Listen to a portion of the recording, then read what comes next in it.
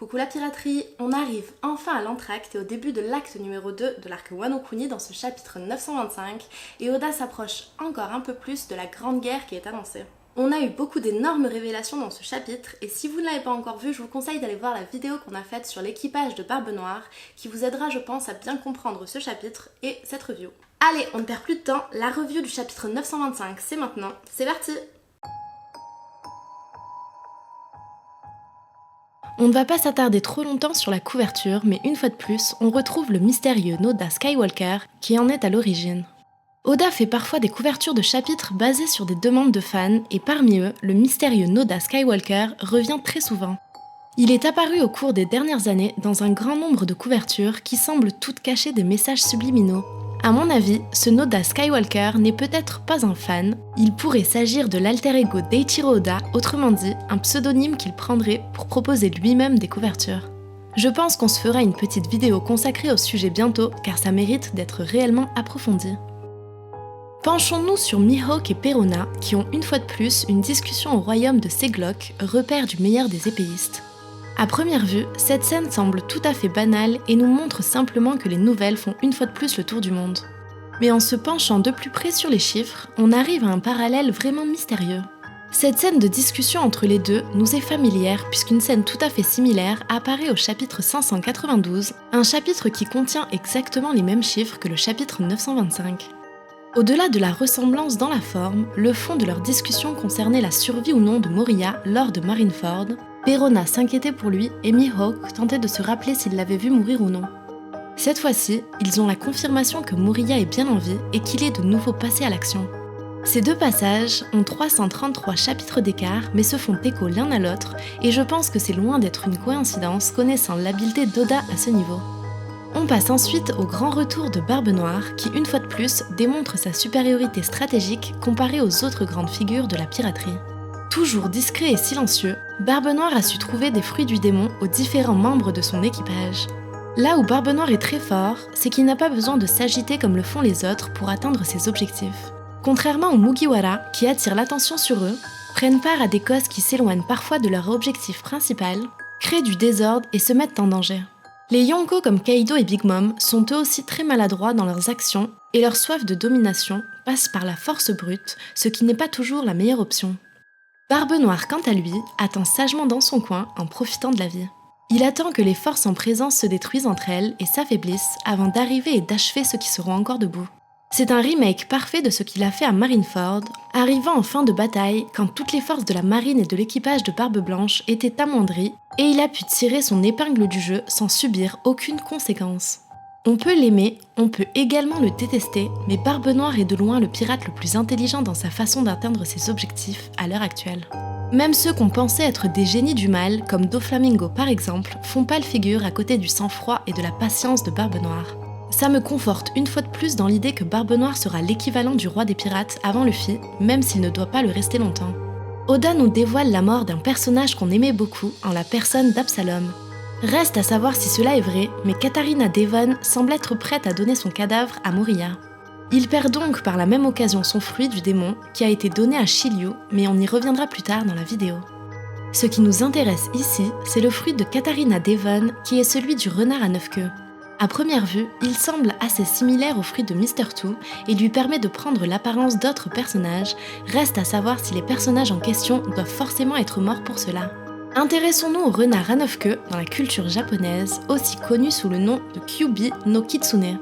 C'est une créature considérée comme trompeuse et maléfique qui a la capacité de changer de forme pour tromper ceux qui l'entourent et parvenir à ses fins. Issu du folklore et des légendes coréennes à la base, le Kyubi no Kitsune se changeait en épouse pour les empereurs et leur faisait commettre des erreurs qui entraînaient des conflits, des guerres et leur faisaient souvent perdre leur trône. Ce fruit est très dangereux sur un personnage tel que Katarina Devon, car comme je vous l'ai indiqué dans notre vidéo consacrée à l'équipage de Barbe Noire, son passe-temps favori est de chasser les femmes qu'elle trouve très jolies pour les décapiter et ajouter leur tête à sa collection. On ne connaît pas encore les capacités du fruit de Katarina en détail, mais si elle se changeait en Luffy ou en un personnage familier de Bo Hancock par exemple, elle pourrait facilement la mettre en danger, voire pire. Et ça ne vous aura certainement pas échappé, mais il est déjà fait référence à Kyuubi no Kitsune dans différentes œuvres, la plus connue étant Naruto, dans lequel cette créature tient une place centrale tout au long de l'œuvre. Pour ceux qui l'ignorent encore, Eiichiro Oda et Masashi Kishimoto, auteurs de Naruto, sont très proches dans la vie et ont développé au fil des années une réelle amitié qui perdure encore jusqu'à aujourd'hui. Oda doit donc certainement penser à Naruto lorsqu'il introduit ce genre de référence au sein de One Piece. On arrive à l'un des passages les plus déterminants pour le futur, la révélation du nouveau fruit de Shiryu, commandant de la seconde flotte de Barbe Noire. Il possède désormais le fruit de l'invisibilité qui était à l'origine celui d'Absalom avant l'annonce de sa mort. Le fait qu'il possède ce fruit est loin d'être un hasard, et je pense qu'Oda en a décidé ainsi car il est destiné à affronter Zoro et lui faire passer une nouvelle étape. Rappelez-vous, lors de l'arc Alabasta, Zoro était en grande difficulté contre Mr. One et était quasiment vaincu. À ce moment-là, il s'est passé quelque chose d'indescriptible et Zoro se mit à éveiller, si l'on peut dire, son acquis de l'observation à des proportions extrêmes. Il se met alors à avoir une conscience de tout ce qui l'entoure, il dit lui-même réussir à sentir la présence des pierres comme si elles étaient vivantes et à entendre leur respiration ainsi que celle des arbres. C'est cette capacité qui déterminera l'issue du combat entre Shiryu et Zoro et je pense que Zoro subira beaucoup de dégâts avant d'être capable d'affronter un ennemi totalement invisible. Je vous laisse simplement imaginer à quel point cette scène serait épique et badass. Ce n'est pas tout, puisqu'on pourrait peut-être avoir une révélation concernant l'œil de Zoro, même si à l'heure actuelle, rien ne nous dit qu'il cache réellement quelque chose. Quoi qu'il en soit, ce duel de sabreurs sera certainement l'un des plus marquants depuis le début de One Piece. Passons sur les éléments sur lesquels nous n'avons pas encore assez d'informations comme l'affrontement entre les amiraux et les révolutionnaires, et intéressons-nous à la fin de l'entracte et au début du deuxième acte de Wano.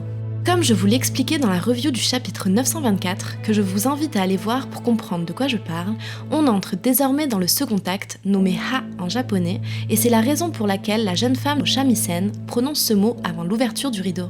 Ça signifie simplement une chose, toutes les bases de l'arc Wano ont été posées et on va désormais entrer dans le vif du sujet avec quelque chose d'encore plus intense que dans les chapitres précédents.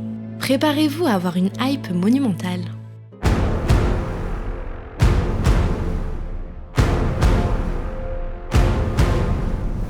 Pour résumer un petit peu ce qui se passe en ce moment, nous avons d'un côté les Mugiwara qui sèment le chaos partout où ils passent, créant une pagaille pas possible, Big Mom qui souhaite laver l'affront que lui a fait Luffy et qui va continuer de le traquer sans cesse, Kaido qui continue d'asseoir sa domination sur Wano et gonfle ses rangs de guerriers de plus en plus redoutables, Im-sama qui a désigné des cibles précises à éliminer et qui a donné ses directives au Gorosei, l'armée révolutionnaire qui ne se cache plus et entame ouvertement des conflits au sein même de la capitale du gouvernement mondial, Akainu qui semble toujours être en opposition avec la passivité des forces de la marine concernant les pirates, et enfin Barbe Noire qui renforce son équipage et attend sagement son heure pour intervenir au meilleur moment possible.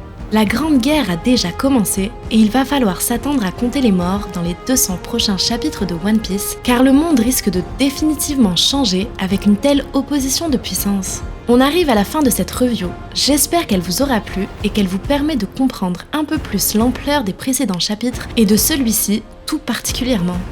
Oda semble tenir toutes ses promesses avec l'arc Wano Kuni et tout ce qu'on voit là n'est qu'un avant-goût de ce qui nous attend pour les prochaines années. Merci à tous d'être de plus en plus nombreux à nous suivre, ces derniers temps vous avez été particulièrement nombreux à nous rejoindre et c'est un réel honneur de vous compter parmi nous. Quant à moi je vous donne rendez-vous très vite pour de nouvelles aventures et d'ici là, portez-vous bien. À bientôt sur Albu Channel.